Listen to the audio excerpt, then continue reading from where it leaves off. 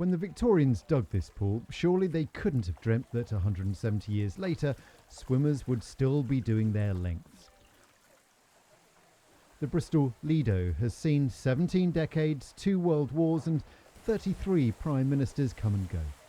Outside it looks like your average Clifton suburban building. Inside, it is now the oldest heated pool in the country. It's a real hidden gem, and as you walk through the doors, as you come through Southley Road, and then you see this outdoor swimming pool kind of nestled amongst these Georgian buildings, it's quite fantastic really. And we are very lucky to have preserved and restored this beautiful Victorian building. It opened on July the 29th, 1850, a place to meet up and swim at a time when transport was tricky and the sea seemed further than it does today. Many Bristolians will still remember those sun-drenched summer days of the 60s and 70s, chilling by the pool, a place to see and be seen. Raj Sonny's been swimming here since the early 60s.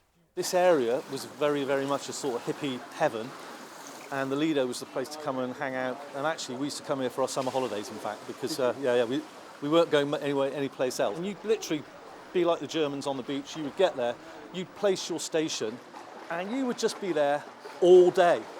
And we probably were real tearaways, in and out the pool, annoying all the adults. I do have to admit that we were a little bit naughty from time to time, and we would sneak over the wall and get in without paying.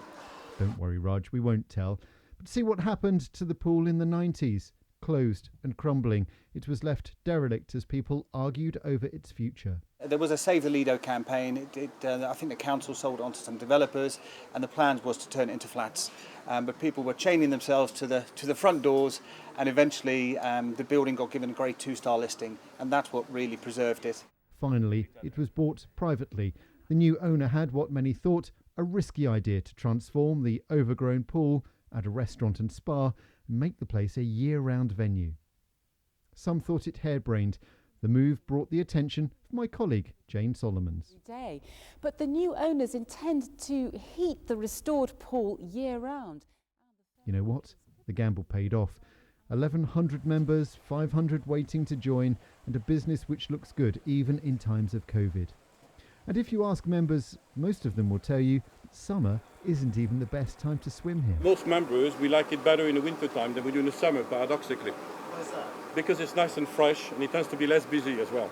I've swum when it's like -2 outside, there's ice on the ground, the water's lovely. It's a little bit shot getting in, but once you're in it's nice and steamy, and yeah, it just makes you feel really like rejuvenated. It's great, I love it.